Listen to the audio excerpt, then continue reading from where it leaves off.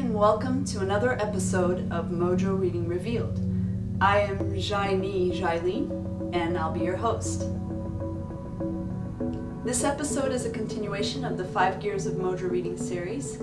5 Gears of Mojo Reading is the reading methodology that Podler uses in order to read humans. The 5 gears goes from the more concrete, more component, and that's the first gear, to the more tacit, more broad in the 5th gear. First gear deals with those single components, those 8 pod powers of the psyche, and how they're manifested physiologically in humans. The gear 2 deals with the combination of 2 pod powers and how those create broad energy fields that can also be read physiologically. The 3rd gear deals with the conflagration of cues that a human gives off, or the totality of cues, and the distinct signals that they're emitting because of their source power. Then the 4th gear deals with riffing, or the variations that exist within a Mojo configuration due to development, conditionings, memes, and how you can read those differences, those nuances.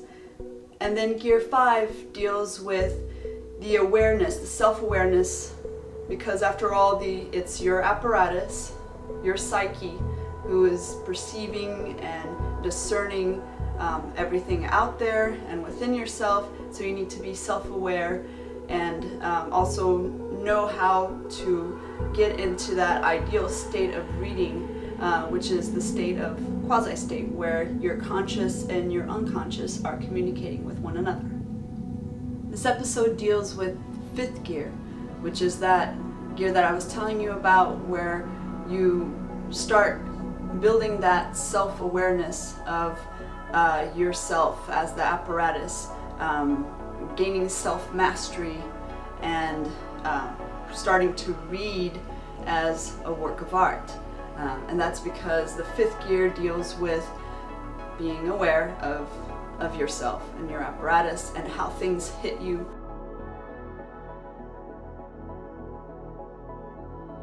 And also how to get into that quasi state, which is when the conscious and the unconscious are communicating with one another.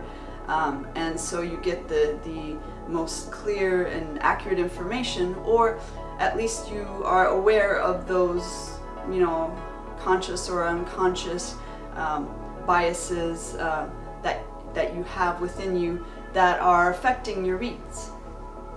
Out of all the gears, 5th gear is the most complex and tacit. It requires the ability to know yourself, to recognize your current mental state, and also to be aware of how the people that you're reading are affecting you. Expect to be surprised at your prejudices. There will be aspects of certain people that will cause misreads because of certain prejudices that you're not aware of.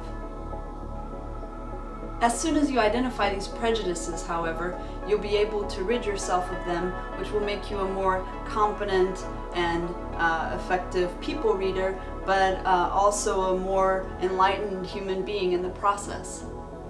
The goal of the 5th gear is then to completely master yourself by understanding your mental states and how they're affecting your reading abilities. Of course, this is a continual process, and completely mastering yourself, well, that's a really tall order. I think that's like an ongoing life process, and but it's as you go along, you do note that you're developing yourself and that you're getting clearer reads, and that things are just less confusing to you, because you do have a clear lens and a better understanding of your process and how you work, and your biases, and adjusting those. It does help you get enlightened.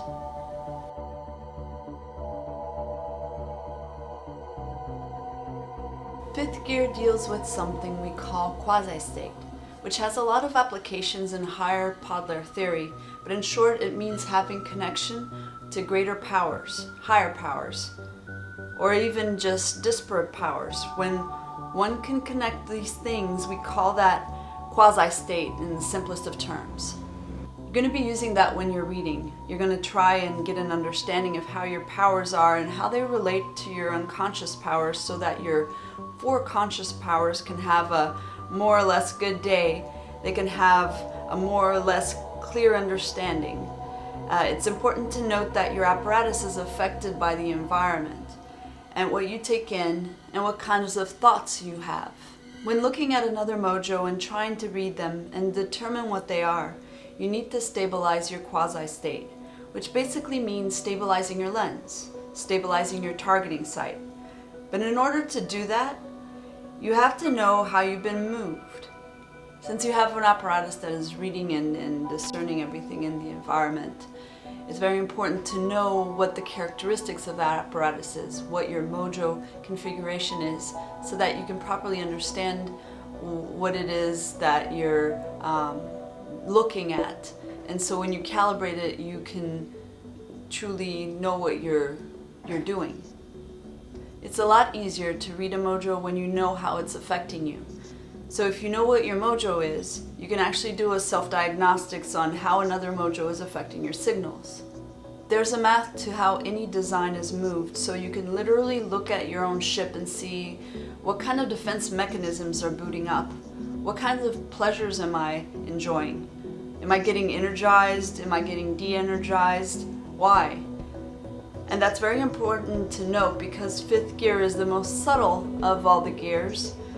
But in actuality, it's actually the most powerful, because without getting that under control, without mastering the fifth gear, you can't get clear sight.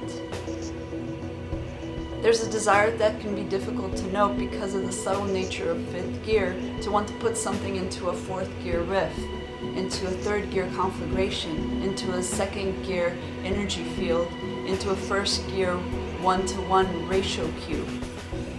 Your mind can play tricks with you in order to make it something that you want. If there's a mojo that's bothering you, you may not want to put it into the proper configuration, which may be related to you. That may be unpleasant to your psyche, but you may not be aware of it. It may be an unconscious thing. So instead of doing that, you take a shortcut. As part of fifth gear, you need to be aware of what kinds of shortcuts your mind likes to take. That's absolutely crucial. Fifth gear is basically the study of that. So you need to study what your mojo is and what kind of riff you are. If you're, for example, a lantern-jawed Naiji, you're going to have a different reaction to another lantern-jawed Naiji than someone else will. Even another Naiji that's from a different riff, because that will have a variation built into it. So there's nothing wrong with being a lantern-jawed Naiji, but that does affect your read. You have to consider that. You can't just, take that out. For example, you may see a lantern-jawed Jinai and be like, that's like me, because it has a lot of similarity, but it's a directive romantic with a lantern jaw. With fifth gear, you have to constantly stay on top of what your secret passage is and what your shortcuts are. So you want to know what your mojo is, and then you want to figure out what your development in your riff is. That's on an ongoing basis, and then from moment to moment, you want to know, like, what kind of day am I having? Or right now at this exact moment, how is the environment hitting me? Yeah, because the environment may be hitting you in a certain way that may be causing your reads to be off. Like you're reading someone and you're having like a negative or positive read of them, when the environment might actually be a factor in why you're reading them that way, not specifically that person or their mojo configuration or their development or really anything about them. Because you may even be getting that person's cognitive configuration right, but like I said, you can be reading them in a more negative or positive light because of those other factors that are involved, and not realizing that it's not inherent in that person. That's not why you're reading them that certain way. That's your something within your fifth gear that you need to be aware of. So those are 5 things to really watch out for. Like, what's my mojo? What kind of riff am I? What's my development level? What kind of day am I having? And how is the environment hitting me right now? Those 5 things are the concern of the 5th gear, because if you're not aware of them, they'll be affecting your data. Similar to sighting a gun, once you shoot, you sight the gun to be just as you need it because you pull up to the right. Everyone does certain things, has certain quirks that they need to consider about themselves. And so you sight the gun so that when you shoot it, hits center mass, So things can happen where you're looking like you're shooting center mass, but you're shooting to the right. So you change the sights in your gun, and now you're shooting center mass. So you can say, oh cool, I sight my gun and then I'm done. No, that's not the end of it, because you can't just sight it and just expect to hit center mass because you've accounted for your tendencies. You also need to account for other factors like the wind, like other environmental factors. You may have different windage, so if it's a windy day, you'll have to adjust for that as well, not just your natural predispositions. Then there are also the questions of, well, have you eaten? Are you scared? Is there adrenaline running through you? That might make you move your hand, in which case it wouldn't give you an accurate reading. You wouldn't be shooting center mass. With Mojo reading, that's the same thing. To get an accurate reading, you need to be aware of, what's my Mojo? What riff am I? How developed am I? How am I feeling today? How am I feeling this exact second? How's the environment hitting me? All of those considerations need to be conscious in your mind. You need to be aware of those and understand how they affect you in order to have the clearest read possible. So here are a couple of things to try out at home to start connecting with your 5th gear.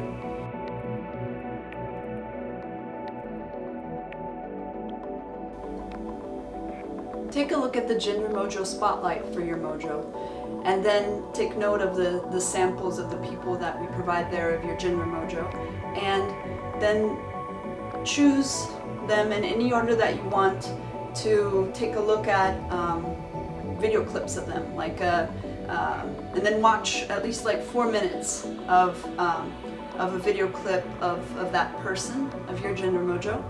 And so watch them through.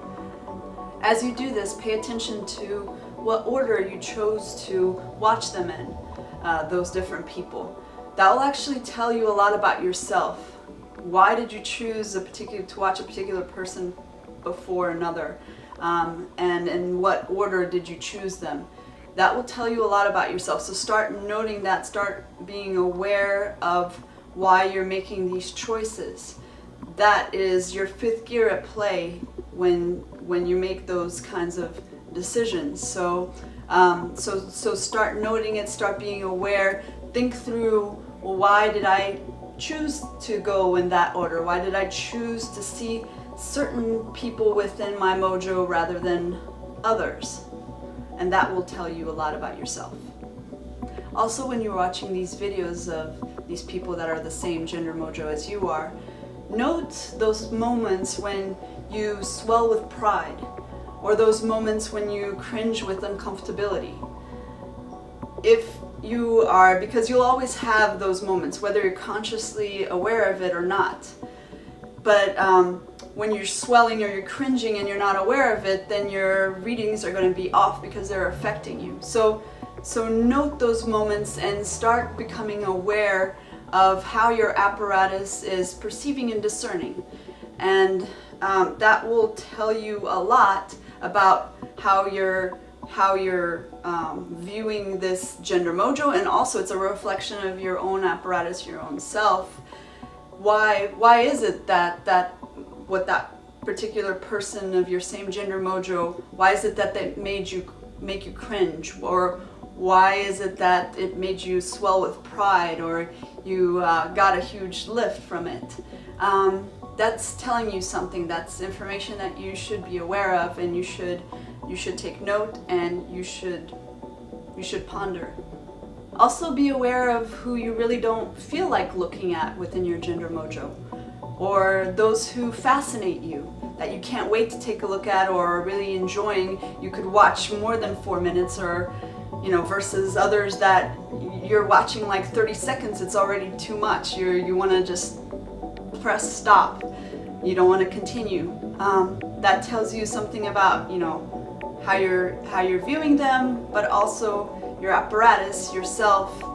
Maybe it's, you know, something about the quality that you have within yourself that you don't consider, I guess, maybe as heroic, or maybe it's parts of yourself that you do consider heroic, or maybe it's some sort of misperception. So you really, it's a complex thing. It's tacit, but you have to then delve inward and be aware of why this is happening, why your apparatus is viewing things this way.